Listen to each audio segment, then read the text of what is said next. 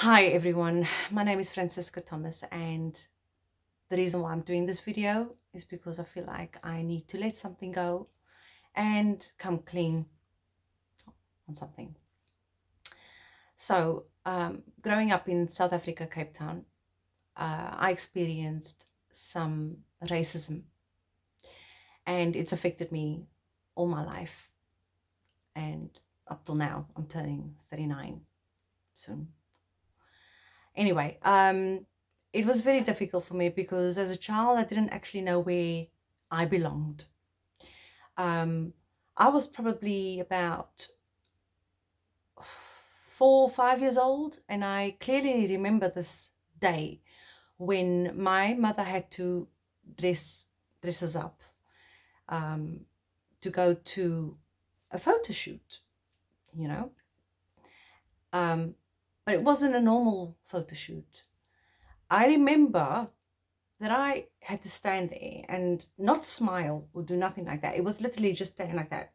And then the profile, the side of our faces, myself, my sisters, and my mother.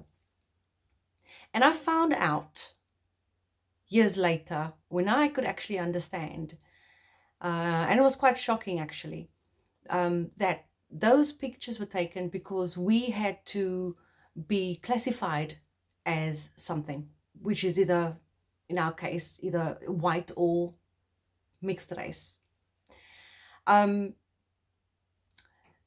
and that was, I couldn't get my head around it, but obviously with, knowing like some history about what people's gone through, it doesn't also surprise me. But the fact that I was involved in that, was not nice. Um, so basically, I was always told that obviously because of those photographs being taken, so I was classified as white. I passed as a white person. Okay. So I grew up thinking that I was completely white, not understanding that my mother wasn't white. I mean, because I never looked at things like that when I was young. I basically, I had mixed race family. I had a white family. So for me, it was, everyone was the same. But there was just one thing that stood out for me, and this is the thing that I kind of need to come clean with, and that is my mixed race accent. This sounds really, well, it sounds silly. I'm sure maybe someone's laughing at me, but actually it's not, you know. Um, I've always been singing since I was like on stage, 8 years old, more or less. And so obviously, you're mixing with different people, you're talking to different people. And for some reason, I always felt that I needed to put on this white accent when I was talking to white people. And then when I would speak to a mixed race person, I would then speak with this accent, which this is my accent, which I'm actually very proud of. And this is why I'm doing this video, because I've been acting, or putting on rather, for so many years, and it's holding me back. It's holding me back as a person. I, I am a very, I'm a straight person. I'm honest. I'm real. I'm, you know, me putting on an accent is just, it's ruining me inside. And I know that I'm the only person who can change that. And this is what I'm doing. The reason why I've never done this before is because I've always felt like, even though it wouldn't probably be like that, but I always felt that maybe I'm going to be judged because, that one who heard me speak like that white person who heard me speak like a white person on a radio interview, um, hears my accent now, is going to think, oh, she's fake. And no, it's not actually. It's because I've been my own prisoner. with this nonsense. I remember, again, so young, probably so young, um, going sometimes to visit my auntie and uncle and cousins, the white side of the family. And that's when it actually started, this whole accent thing. I just felt like I needed to put on this white accent because I felt embarrassed and I felt ashamed. Um, Maybe somewhere in the back of my mind, I actually, as young as I was, I thought, I looked at my mother and I looked at my father, and I was told that I'm white, but I somehow knew that I wasn't completely. So I felt like, I don't know, like I had to act like a white person, talk like a white person, because that was better.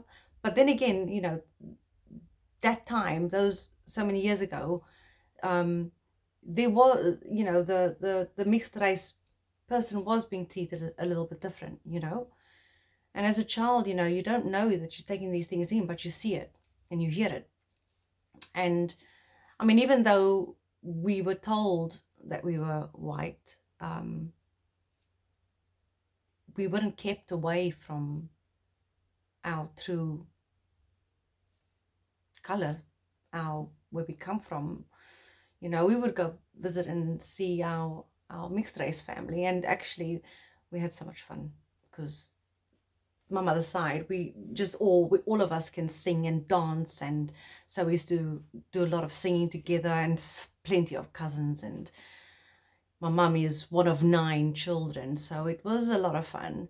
But I mean, I'm not putting anyone down, I'm not putting my white family down. It wasn't because of them that I felt that I needed to put on this white accent. I think it's just because of what I saw and what I heard and what I was told, So it's just absolutely crazy.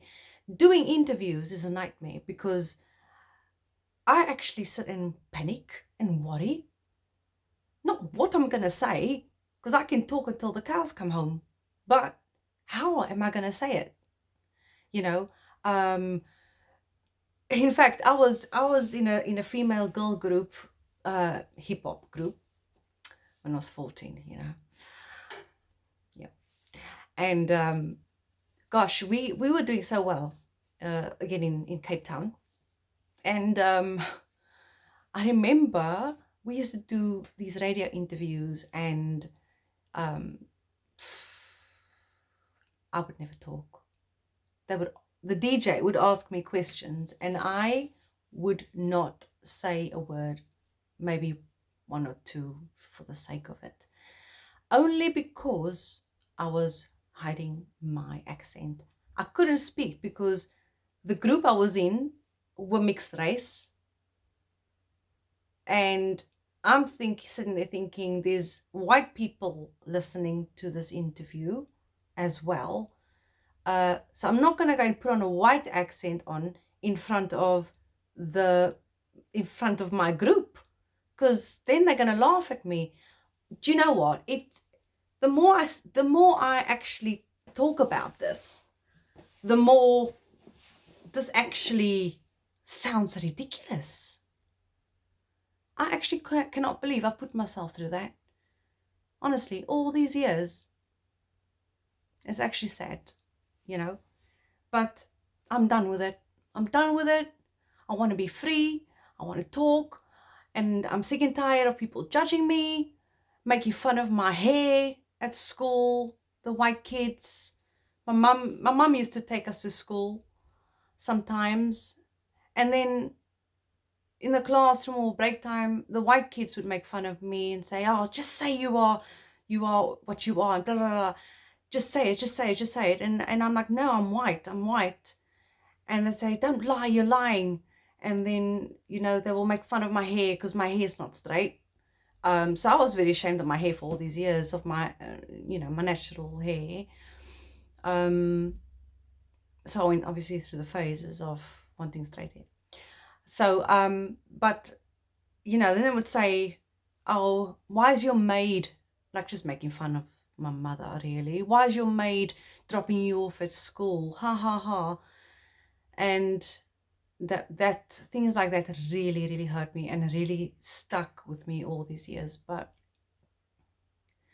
I think I'm talking too much, but I hope I got my point across.